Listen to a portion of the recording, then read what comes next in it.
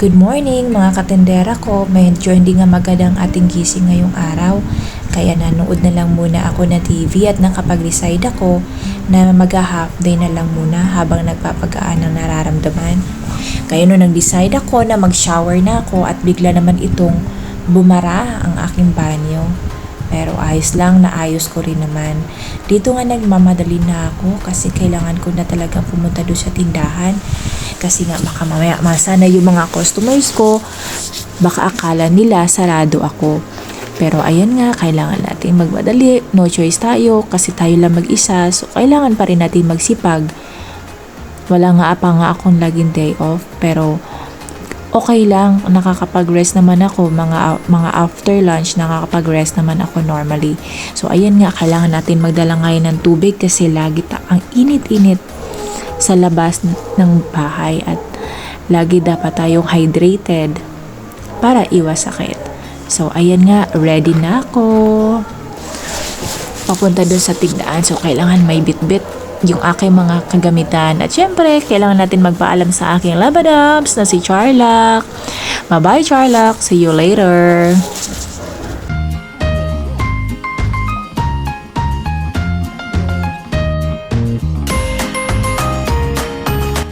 So, I'm ready to go.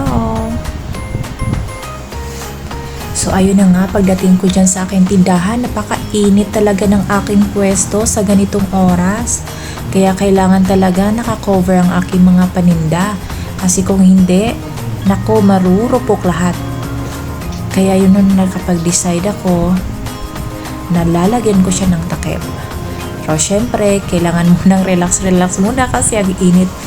Galing sa labas, galing ako nagbibisikleta. Medyo Haggard Versosa pa tayo. So, ayan nga, makikita nyo, sobrang init. Natapatan na ng araw ang aking mga paninda. Kaya, ayun, may binigay pala ito ng aking kaibigan. Ayan, si Manny Lee. So, binigay niya yan sa akin. Pahiram. Para kahit paano makasolve siya sa init kung saan ko man siya magamit. So, naisip ko nga siya, doon siya ilagay. So, dito, bumaba na po yung araw. So, ayun, naglabas na ako ng mga paninda ko ulit. Doon, ilera ko siya isa-isa. Bali, ganyan pala ginagawa ko, guys. Every morning and afternoon, labas-pasok po yung mga paninda ko dyan sa labas.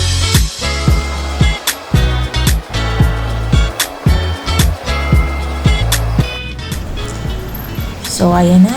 Tapos na. Thank you for watching again, mga katindera ko. See you sa susunod. Bye-bye. Thank you for watching.